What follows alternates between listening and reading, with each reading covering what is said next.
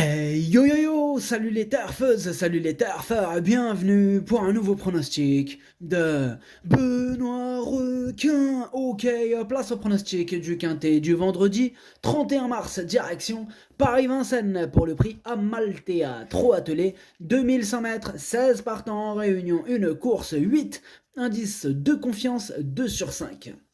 Petit retour sur le quintet du jeudi 30 mars, c'est le 8 qui nous manquait. Mais pour les VIP, ce jeudi, on a quand même un ticket tiercé dans l'ordre qui est passé. Il a payé, ça fait plaisir. Ok, c'est parti, on commence le pronostic et on commence avec le numéro 1, Gigolo Lover. Et on écoute l'entraîneur Jean-Michel Bazir. Gigolo Lover a été préparé pour ce bel engagement au plafond des gains. Il démarre bien. Aussi, le numéro 1 ne sera pas un problème. Il a fait ses preuves sur les 2100 mètres. Il est en plein dans sa catégorie et s'adapte à tout. Ici, il peut viser la victoire. Je crains Eric The Hill et Galileo Bello en priorité. Ah, il a été clair, net et précis comme d'habitude. Jean-Michel Bazir, merci à toi. Alors, ce numéro 1, bien sûr que c'est mon préféré, je l'ai installé en tête. Bon, après, j'ai dit bien sûr que c'est mon préféré, ça veut pas dire que c'est course gagnée. Loin de là, il est ouvert ce quintet. Que ce soit pour la première place, pour la deuxième, pour la troisième place, pour la quatrième ou la cinquième, toutes les places sont attrapables entre guillemets par bon nombre de concurrents. Il est ouvert ce quintet, d'où l'indice de confiance de 2 sur 5, méfiance. Attention à ce quintet. Alors, donc, ce numéro 1 en japonais, Okiniri. On enchaîne avec le numéro 2, Evita Perron, et on écoute Mathieu Abrivard. Evita Perron m'a agréablement surpris pour sa première sortie sous mon entraînement, car elle ne montrait pas grand-chose le matin. Elle est restée bien et retrouve de bonnes conditions de course. De plus, elle a hérité d'un bon numéro. Elle est peut-être un peu mieux sur les pistes plates, mais sur cette courte distance, la montée ne m'inquiète pas. Elle devrait confirmer, je crains surtout Gigolo Lover. Les deux se craignent, vous avez vu, hein, donc lui il craint l'autre, l'autre il craint lui, et pourtant peut-être que la surprise viendra carrément d'un autre. Bon, bref, en tout cas, ce numéro 2 fait partie de mes préférés, je l'ai gardé très haut en deuxième position. Ce numéro 2, Watashi no Nibame no Oginere. On enchaîne avec le numéro 3, Divine de Navari. On écoute Patrick Hachin. Divine de Navari a encore répondu présent à Anguin dernièrement. Elle est toujours en bonne forme, on a hérité d'un bon numéro, elle n'est pas dérangée par la grande piste, il lui faut juste la bonne course à l'abri. Le lot me paraît un peu plus relevé cette fois, mais elle devrait encore bien se défendre. Elle sera à nouveau déférée des antérieurs. Elle visera une petite place. Eh bien, ce numéro 3, c'est lui mon gros regret, c'est mon cheval de complément en cas de non partant. Il est ouvert ce quintet. En plus, ouais, il a arrêté d'un bon numéro. Ah, il peut faire mal, hein, pourtant, je l'ai pas retenu. Pour vous dire à quel point il est ouvert. Quand des chevaux comme ça me plaisent et que je les retiens pas, c'est vraiment qu'il y a un problème, c'est qu'il est ouvert. Hein. Ah ouais, il est ouvert. Enfin bref, ce numéro 3, Kokai. On passe au numéro 4, Esteban Giel, et on écoute Jean-Luc Dersoir. Esteban Giel devait rendre 25 mètres dans un lot fourni à Caen. Il n'a pu revenir de l'arrière-garde. Il est mieux lorsqu'il peut rapidement occuper une bonne place. Il avait réalisé quelques performances intéressantes cet hiver. Il est toujours en forme, mais il n'a aucune marge de manœuvre. S'il bénéficie d'un bon déroulement de course, il peut s'insérer en fin de combinaison. Eh bien, ce numéro 4, je l'ai retenu. Hein, sachez que c'est lui le 8e de mon pronostic. En plus, il a hérité d'un excellent numéro. Attention à lui. Ce numéro 4, Hattie. On passe au numéro 5, Galipette Pierre-J. On écoute Charles-Antoine Marie. Galipette Pierre-J n'avait pas été revu depuis un moment à l'attelage avant sa prestation de Caen. On était en seconde ligne et loin dans le parcours, mais les sensations étaient bonnes. Elle a bien fini. Ici, on est mieux placé. Elle évolue dans son jardin à Vincennes. Alors, sans être une première chance, elle n'est pas hors d'affaire en fin de combinaison. Ensuite, elle retournera aux montées. Alors, sachez que moi, ce numéro 5, je ne l'ai pas retenu. Ce numéro 5 est Kaku.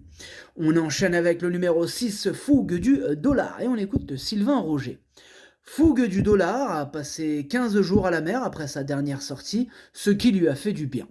Elle a déjà réalisé de belles performances à l'attelage et sur les 2100 mètres. Elle a couru plusieurs fois avec les fers au trot attelé. Cette fois, elle sera pieds nus.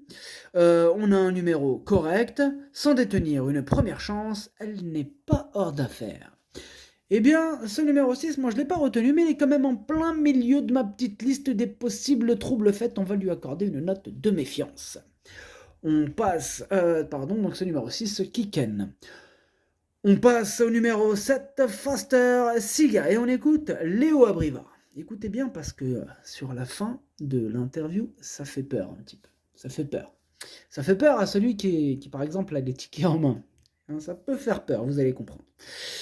Faster Siga manquait de maniabilité à l'attelage et ne s'y est jamais présenté dans de bonnes conditions. Vendredi, il sera pieds nus pour la première fois dans cette spécialité. Sa dernière sortie est bonne et il est resté bien à l'entraînement, mais il a hérité d'un numéro en dehors. Il ne me surprendrait pas en accrochant une petite place à grosse cote. Hein, c'est ça qui fait peur, c'est ce petit en accrochant une petite place à grosse cote, et c'est pas n'importe qui le dit, hein, c'est Léo Abrivard. Hein, voilà, on n'est pas sur... voilà. Donc attention, ce numéro 7 qui lui aussi peut créer la surprise, et comme il l'a dit en plus, à grosse cote, c'est pas faux. Donc c'est loin d'être une impossibilité, mais c'est évidemment pas une première chance, on est d'accord, mais voilà. Il y a un petit juste milieu qui peut faire mal. Ce numéro 7, je ne l'ai pas retenu, mais il est à l'arrière de ma petite liste des possibles casseurs de tickets repérés. Ce numéro 7, Kiken. On passe au numéro 8, Éclat des Noix, et on écoute Loïc le Renard. Éclat des Noix a bien gagné à Saint-Galmier en février. Ensuite, il n'avait pas un très bon programme et a bénéficié d'un break. J'ai attendu cet engagement idéal au plafond des gains. Il court toujours bien sur la fraîcheur, il affiche souplesse et forme le matin. Alexandre le connaît. On a toutes nos chances pour figurer sur le podium malgré le 8. Il reste plaqué, étant bien ainsi. Alors, moi, ce numéro 8, c'est un regret. C'est mon deuxième cheval de complément en cas de non partant.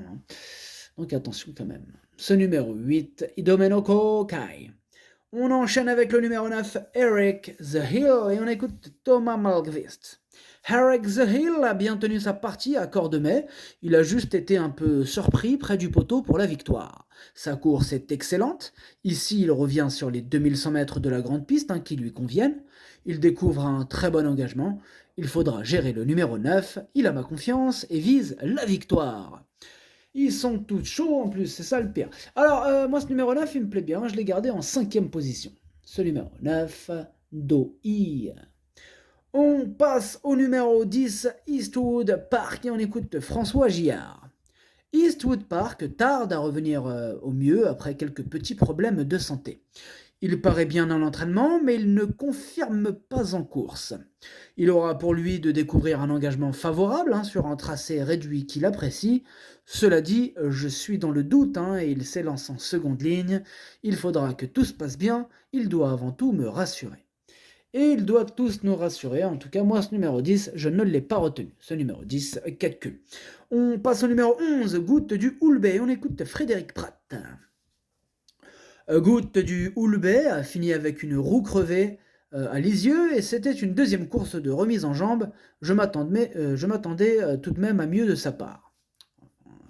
Je rajouterai une petite guillemets, il s'attendait à mieux mais il avait une roue crevée quand même. Tu vas t'attendre à quoi avec une roue crevée ? Il va faire... Enfin bref, c'était ma petite parenthèse. Faute de bons engagements corde à droite, je fais un nouvel essai à Vincennes. Elle a bien négocié les tournants ce mercredi à gauche, à Grosbois, et son numéro est favorable. Elle ne me surprendrait pas en accrochant une place. Bon, si les deux pneus ne sont pas crevés aussi, il faut rajouter. Bon bref, moi ce numéro 11, je ne l'ai pas retenu, mais c'est quand même lui le chef et le capitaine de ma petite liste des possibles casseurs de tickets repérés. Attention, ce numéro 11, Kiken. On passe au numéro 12, Flash Gordon, et on écoute Maxime Bézier. Flash Gordon affrontait des chevaux comme Grâce du Dijon et Fepson. Depuis, il a repris de la fraîcheur. Il est toujours bien à cette période de l'année. Il revient dans sa catégorie, mais il doit s'élancer en seconde ligne. Il faudra donc qu'il se fasse bien ramener. Si c'est le cas, il devrait jouer les bons rôles de ce quintet. Alors, ce numéro 12, moi je l'ai retenu, plutôt en bout de combinaison, mais je l'ai retenu. Ce numéro 12, Nanaï. On enchaîne avec le numéro 13, Eureka Vry. On écoute Thomas Chalon. Eureka Vry a effectué sa rentrée à Cordemais. Cela m'a permis de voir que je n'avais plus qu'à faire de l'entretien pour cette course. Malheureusement, on est en seconde ligne, il faudra gérer cette position et un déroulement limpide. Il a fait ses preuves sur les 2100 mètres. Alors moi, ce numéro 13 me plaît beaucoup, je l'ai gardé très haut en troisième position. Ce numéro 13, Daisani. On passe au numéro 14, danseur baroque, et on écoute Christophe de Groot. Danseur baroque a reculé avec les relais à Enghien, se retrouvant à l'arrière-garde. Il lui faut subir le déroulement de course. C'est dommage, car il était très bien et a bien fini. Ici, il est en seconde ligne. Ce n'est pas forcément un handicap. Il n'a pas couru à Vincennes depuis un moment. Avec un parcours fluide, il n'est pas hors d'affaire. Bon, moi, ce numéro 14, je ne l'ai pas retenu. Ce numéro 14, Caqueux. On enchaîne avec le numéro 15, Galileo Bello. Et on écoute Madame Anne-Françoise Donati à Marcillac. Galileo Bello a fini fort dernièrement, comme il sait le faire, et a renoué avec le succès. Il a légèrement toussé pendant 2 jours, juste après. Depuis, il est dans une condition correcte. Je ne le plaque pas pour une question d'équilibre, mais il aura des fers très légers. On est en seconde ligne, mais je le présente avec des ambitions. Eh bien, ce numéro 15, moi, il me plaît bien, il me plaît même beaucoup. Je l'ai gardé assez haut en 4e position. Ce numéro 15, Yomi. On termine avec le numéro 16, Espoir du Noyer, et on écoute Jean-Luc Bijoux. Espoir du Noyer a de nouveau pris un accessite dernièrement à Enghien. Mis à part une fois où il s'était lancé au galop, il n'a jamais déçu depuis de nombreux mois. De plus, il connaît une belle réussite dans les quintets. Benoît étant sous le coup d'une mise à pied, Eric va le driver. En partant en seconde ligne, sa tâche se complique, mais une place reste encore à sa portée. Eh bien, ce numéro 16, moi je l'ai retenu, mais plutôt en bout de combinaison. Ce numéro 16, Doqueuille. Le pronostic, ça donne As, 2, 13, 15, 9, 16, 12. Merci d'avoir suivi cette vidéo. N'hésitez pas à mettre un pouce bleu si la vidéo vous a plu. Pour accéder à tous mes tickets pour la course du Quintet, rendez-vous directement en description de la vidéo. À jouer avec modération. Bonne chance. Chopez-le-moi. Ciao.